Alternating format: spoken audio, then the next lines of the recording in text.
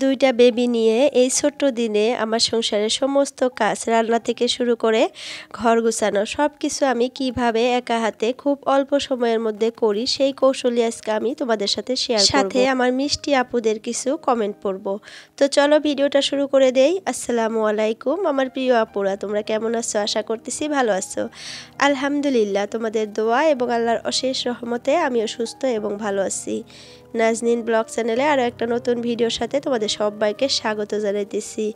আশা করতেছি আজকের ভিডিওটা তোমাদের কাছে ভালো লাগবে। যদি ভালো লাগে প্লিজ একটা লাইক দিয়ে আমার পুরো ভিডিওটার পাশেই থেকো। তো চলো ভিডিও শুরুতেই আপুদের কাছে আর ভাইয়াদের কাছে একটা রিকোয়েস্ট করি, প্লিজ আমার ভিডিওটা যদি ভালো লাগে ছোট্ট একটা লাইক করে দিও। আর তোমাদের একটা ছোট্ট লাইকে আমি আরও একটা নতুন ভিডিও মেক করার উৎসাহ পাই। আর ভিডিওটা দেখে কেমন লাগলো সেই কথাটা কমেন্টে জানিয়ে দিও। তো যাই হোক, চলো ভিডিওটা শুরু করি। তাহলে আমি ফার্স্টেই বলছিলাম আমার দুইটা বাচ্চা নিয়ে সংসারের সমস্ত কাজ প্লাস বাচ্চাদের পড়াশোনা, বাচ্চাদের টেক কেয়ার করা, রান্নাবান্না, সংসার গুছিয়ে রাখা সব কিছুই কিন্তু আমি একা হাতে করি, তাও আবার নির্দিষ্ট সময়ের ভিতরে করে থাকি।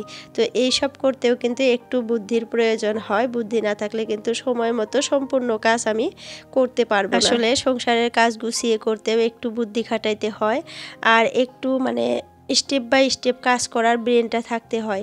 সবাই কিন্তু পারে না, আমি দেখি অনেক মানুষকে দেখি সময়ের কাজ সময় করে শেষ করতে পারে না, আজকের কাজ কালকা করতে হয়। আবার অনেক আপুদের তো দেখি এক সপ্তাহের কাজ জমায়া রাখে ওই রবিবারের দিন করবে বলে। তো আসলে কি এগুলা ঠিক? সংসারের কাজ কি এইভাবে বোঝা বানিয়ে রাখা ঠিক হয়? আসলে ঠিক হয় না। সংসারে এমন কিছু কাজ থাকে যেগুলো সময়ের মধ্যে করে নিতে হয়, তা না হলে আমাদের সংসারে কিন্তু অনেক বড় ক্ষতি হয়ে যায়। এটা কথা কিন্তু যেহেতু আমি একটা সাংসারিক মেয়ে, তো আমি কিন্তু এইগুলা ভালো করেই বুঝি যে সংসারে এমন কিছু কাজ থাকে যেগুলা সময়ের মধ্যে করে নিতে হয়।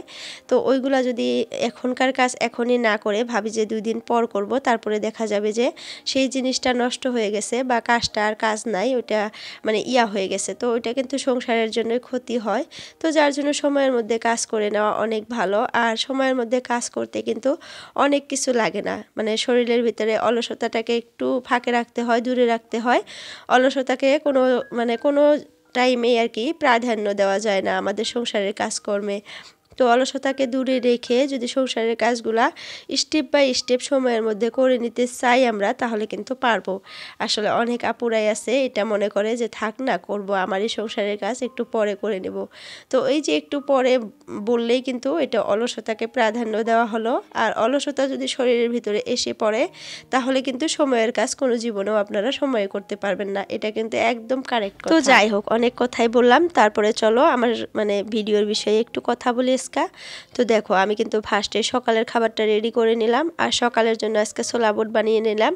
তো ছোলা বুটটা ফার্স্টেই কিন্তু প্রেসারের মধ্যে একটু সিটি মেরে নিছিলাম, যেটা করলে আর কি খুব তাড়াতাড়ি রান্না করা যায়।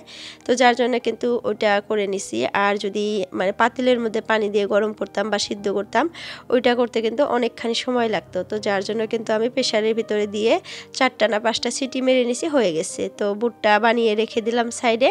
তারপরে দেখো এই পাশে আমি ডালটা সিদ্ধ বসিয়ে দিছিলাম ওই প্রেসারের মধ্যেই। তো ডালটা সিদ্ধ করে রেখে দিচ্ছি। আর এই পাশে দেখো পাতাকপি দিয়ে গাজর দিয়ে ভাজি করতেছি। আর ওই পাশে কিন্তু ছেলেকেও ভাত খাওয়িয়ে ওকে রেডি সেডি করে দিলাম। ও স্কুলে চলে গেল, ওকে স্কুলে দিয়ে পাঠাইয়া তারপরে আমি পাতাকপিটা ভাজতেছি। আর এগুলা কিন্তু কাটাকাটি আমি অফ ক্যামেরাই করে রাখছি।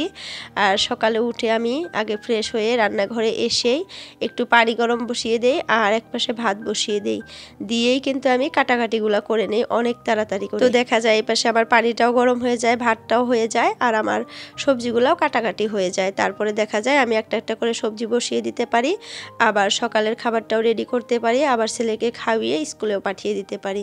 তো আমরা কিন্তু 2টা যা বাড়িতে থাকি। আসলে এই কথাটা যদি বলি, আমার যা যদি ভিডিওটা দেখে হয়তো মনে মনে ভাববে। তো যাই হোক, আমাদের 2 জায়ের কিন্তু একই কাজ, একই সংসার। ওরও 2টা বাচ্চা, আমারও 2টা বাচ্চা। তারপরেও কিন্তু সংসারের কাজকর্ম দেখা যায় আমার আগে হয়ে যায়, ওর একটু পরেই হয়। কারণ ওই টেকনিকটা হয়তো ও জানে না আর পারেও না স্টেপ বাই স্টেপ কাজগুলো করতে। তো যাই হোক, দেখো আমার রান্না বান্নাগুলো হয়ে গেছে। দেখো এদিকে আমি সব রান্না করে নিলাম, বেগুনের বড়া করে নিছি, ডাল করে নিছি, আর পাতাকপি দিয়ে গাজর দিয়ে ভাজি করছি। এটা দিয়ে আজকে দুপুরে খাবো, আর স্যালাড করবো, লেবু কাটবো, বাস এগুলাই দিয়ে খাবো। আর কালকা লাউ দিয়ে মাছ দিয়ে রান্না করছিলাম, ওই সবজিটাও কিন্তু এক গাবলার মতো আছে, মানে ছোট গাবলা দিয়ে এক গাবলার মতো ফ্রিজে আছে, তো ওইটাও বের করে নিব খাওয়ার সময়। তো যাই হোক, দেখো রান্না করার সাথে সাথেই কিন্তু আমি গ্যাসটা পরিষ্কার করে মুছে নিতেছি।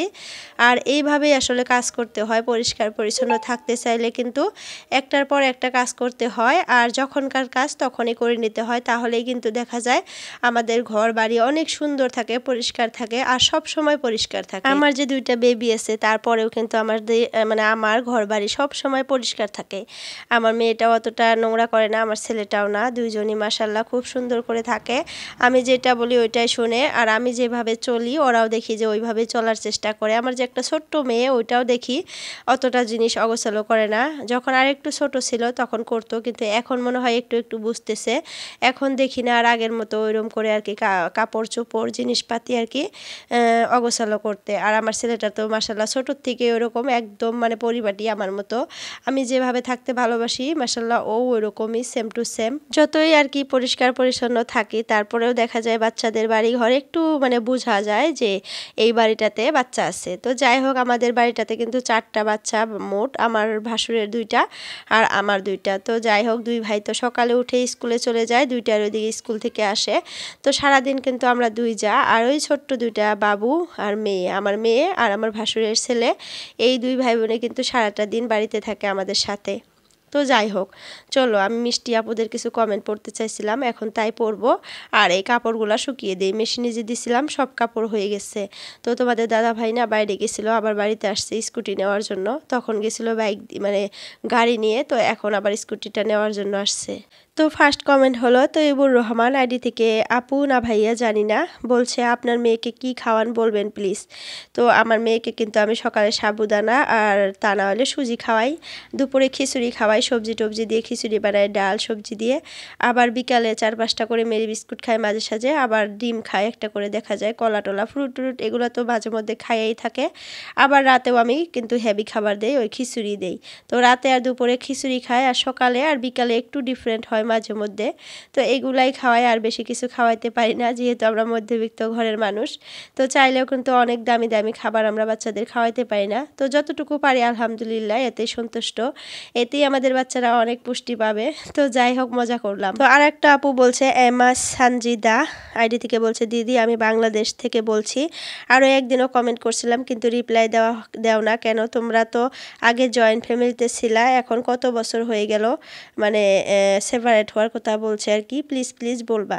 তো আপু আমরা তো জয়েন্ট ফ্যামিলিতে ছিলাম আগে, আমি প্রায় 1.5 বছর না 2 বছর 3 বছরের মতো জয়েন্ট ফ্যামিলিতে ছিলাম। তো এখন আবার 2 বছরের মতো আর কি সেপারেট হয়েছি, সরি 3 বছর না, আমার তো বিয়ে হয়েছে মোট 8 বছর হলো। তো 5-6 বছরের মতো আর কি আমরা জয়েন্ট ফ্যামিলিতে ছিলাম, আর 2 বছর হলো আমরা সেপারেট হয়েছি। তো এটাই বলে দিলাম তোমাকে, আর আজকে দেখো তোমার কমেন্টের রিপ্লাইও দিয়ে দিলাম। তো তোমাকে অনেক ধন্যবাদ আমাকে এত সুন্দর কমেন্ট করার জন্য। রেহেনাস ওয়ার্ল্ড আইডি থেকে আপু বলছে যে আপু তোমাদের ওখানে লাউয়ের দাম এত কম, 20 টাকা মাত্র, আমাদের এখানে 150 টাকা করে নেয়। তো যাই হোক, জানি না সবার ওই জায়গায় বলে অনেক দাম, অনেক আপুরে আমাকে কমেন্টে বলছে যে বাংলাদেশে 120 টাকা 30 টাকা, আরও অনেক জায়গা থেকে বলছে, কিন্তু আমাদের এখানে 50 টাকা হইলে একটা ভালো লাউ পাওয়া যায়, আর 20 টাকা 30 টাকা দিয়ে একটা ছোট লাউ পাওয়া যায়।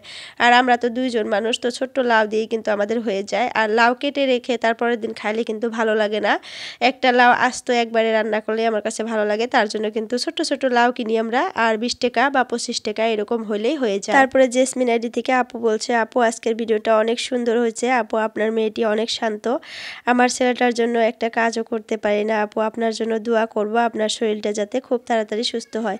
তো আপু তোমাকে অসংখ্য ধন্যবাদ এত সুন্দর একটা কমেন্ট করার জন্য, আর আমার জন্য দোয়া করার জন্য। তো তুমিও ভালো থেকো বোন, আর এইভাবে আমার পাশে থেকো। তো এই যে আজকে আমার ওই মিষ্টি আপুটা আজকে কমেন্ট করছে, আর রূপা আহমেদ আইডি থেকে আপুটা আমাকে বলছে অনেক দিন পর তোমার ভিডিও মন ভরে দেখলাম, আপু আমার জন্য দোয়া করো, সন্তানের মুখের দিকে তাকিয়ে সংসারে ফিরলাম, জানি মৃত্যুর আগ পর্যন্ত আমি সংসারে শান্তি শান্তি পাবো না, তবু আমার মেয়ের জীবনের কথা ভেবে নিজের জীবন উৎসর্গ করলাম। তোমার ভিডিও দেখলে মনটা খুব ভালো লাগে। আসলে কি জানো, তোমার সংসারের মতো একটা সংসার আমারও খুব শখ ছিল, তাই যখন তোমার ভিডিও দেখি আমি তোমার মাঝে আমাকে খুঁজে পাই। ভালো থেকো তুমি, আল্লাহ হাফিজ।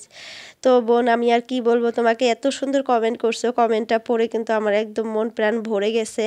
আর আমি অনেক অনেক দোয়া করি যাতে তোমারও আমার মতো একটা ছোট্ট সংসার হয়, খুব তাড়াতাড়ি যাতে হয়, সব কিছুই যাতে তোমার ঠিক হয়ে যায়, তুমি জানি খুব শান্তিতে আর কি তোমার সংসারটা করতে পারো, আল্লাহ যাতে তোমার সুখ এনে দেয় খুব তাড়াতাড়ি, এটাই কিন্তু সবসময় আমি কামনা করি। হ্যাঁ আপু, তোমার কমেন্টগুলো পড়ার পর কেন জানি না আমার এতটা খারাপ লাগে, মনে হয় তোমার ভিতরে অনেক কষ্ট।